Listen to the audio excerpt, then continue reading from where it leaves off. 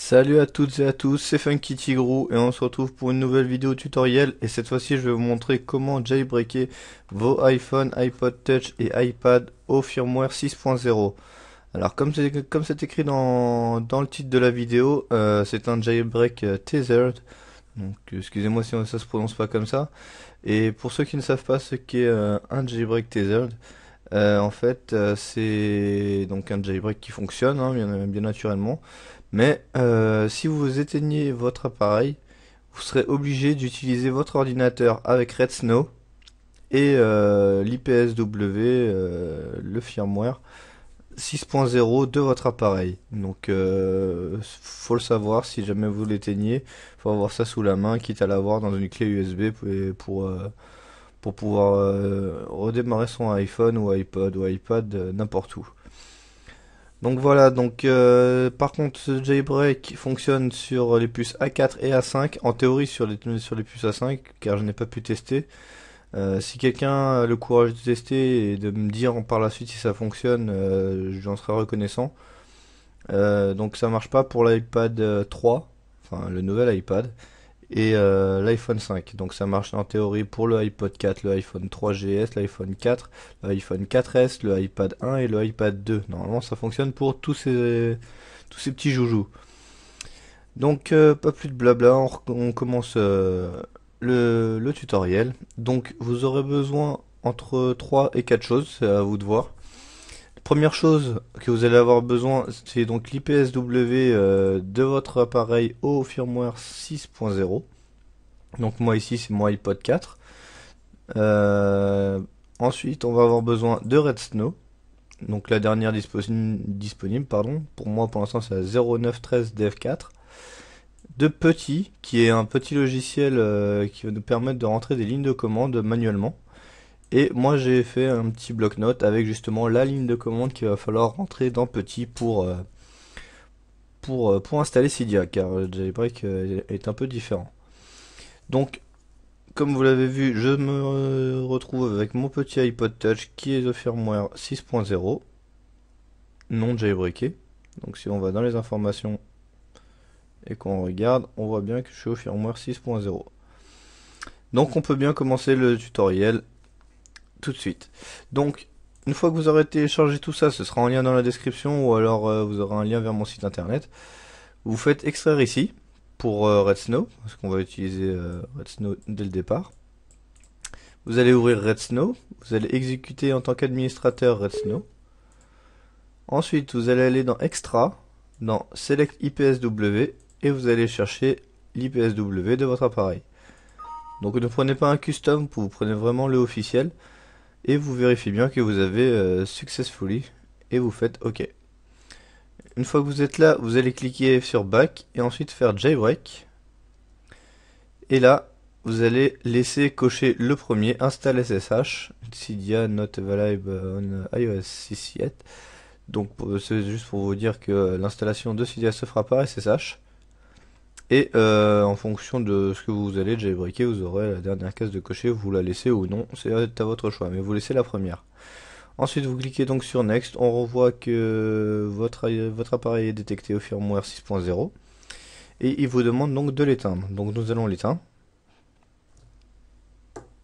Et une fois qu'il sera éteint, il va nous demander, donc vous faites Next et il va vous faire passer l'appareil en mode DFU.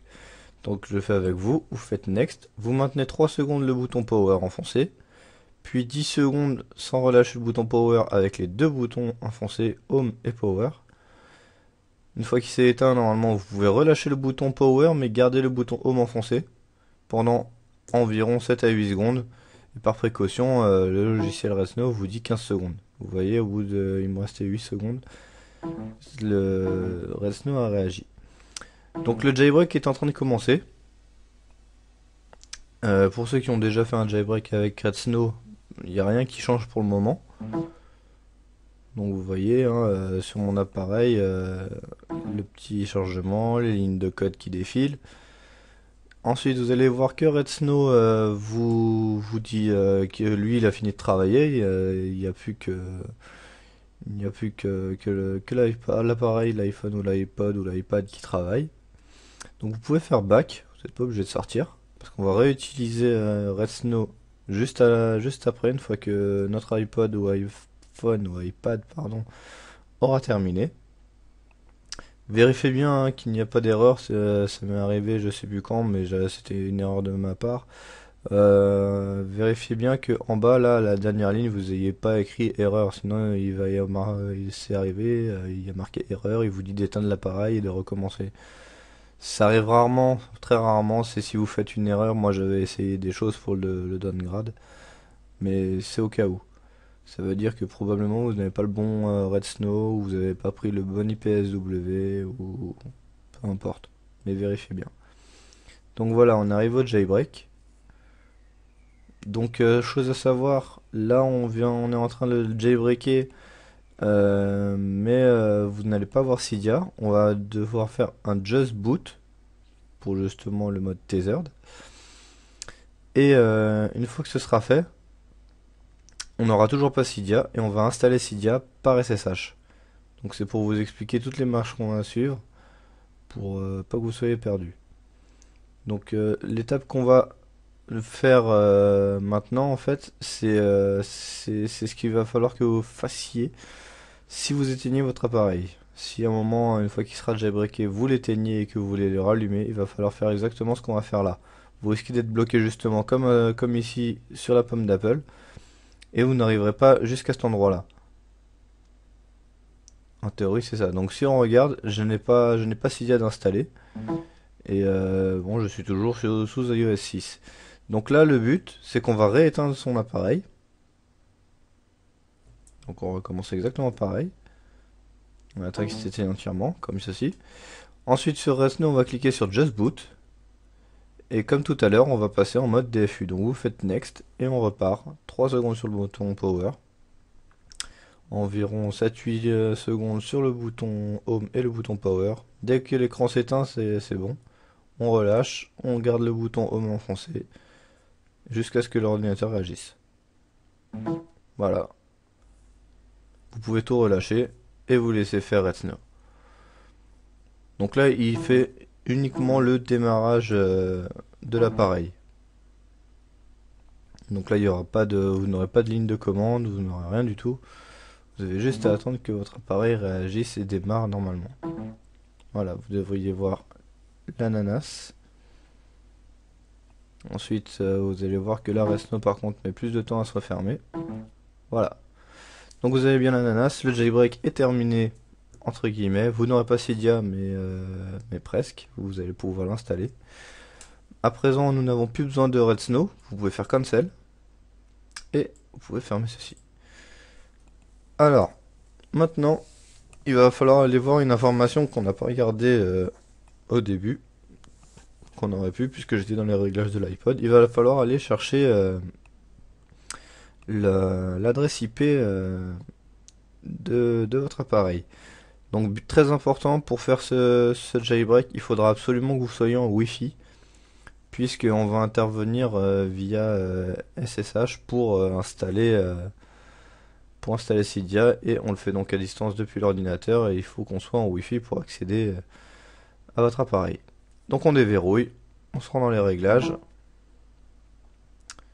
on va dans Général, on va dans Information, hop, pardon, je vous dis des bêtises, on va dans Wi-Fi, ouais, c'est écrit aussi dans Information en même temps, on va cliquer sur le petit bouton ici, et hop, on va regarder l'adresse IP. Donc l'adresse IP, comme c'est très bien indiqué, hein, il y a marqué adresse IP en face, moi c'est 192.168.1.46. Ça c'est mon adresse IP, donc n'entrez pas celle-ci sur vos machines, c'est quasiment sûr que vous n'aurez pas la même. Donc pour l'instant, on laisse l'iPod ou l'iPhone ou l'iPad, votre appareil, en stand-by. Vous allez ouvrir petit en faisant un double clic dessus, exécuter. Si vous êtes sur Mac, il vous faudra donc un logiciel pour rentrer des lignes de commande et de connexion SSH. Ensuite ici, moi je vais devoir rentrer donc le hostname, donc c'est l'adresse IP. Donc ici on va taper 192.168.1.46, vous rentrez la vôtre. Ensuite ici, moi je vais juste rentrer iPod et vous allez faire Open. Donc vous allez avoir un petit écran noir comme ça, enfin, une fenêtre noire. Vous attendez un petit peu, c'est normal si ça met un peu de temps à réagir. Vous allez recevoir une petite fenêtre qui va vous dire pas mal de choses avec oui, non ou annulé. C'est tout à fait normal. C'est voilà. Donc c'est juste une sécurité. Donc ici vous allez cliquer sur oui. Et vous avez maintenant la possibilité de rentrer, votre login. Donc le login par défaut est le même pour tous les appareils, sauf si vous l'avez modifié. Donc vous allez taper root pour le login, R2OT. Il va vous demander donc un mot de passe, et le mot de passe c'est Alpine, A-L-P-I-N-E. Si vous voyez rien s'inscrire, c'est tout à fait normal, il n'y a pas d'étoile ni rien du tout, mais c'est en train d'écrire, donc faites bien attention de ne pas faire de faute. Une fois que c'est écrit Alpine, vous faites entrer. Et vous avez accès à votre appareil. Moi, il y avait un marqué iPod de Funky Tigrou, route, et ensuite je peux rentrer ma ligne de commande. Donc comme je vous l'ai dit tout à l'heure, moi j'ai juste un fichier bloc-notes pour rentrer ma ligne de commande, parce que je suis un gros feignant, et que je ne la connais pas par cœur.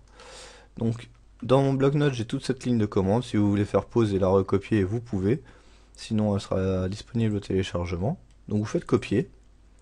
Et ensuite, ici, il faut pas faire CTRL V pour coller, il faut juste faire un clic droit et la ligne de commande s'inscrit. Une fois que c'est fait, vous appuyez sur Entrée et vous voyez Downloading Debs, pardon.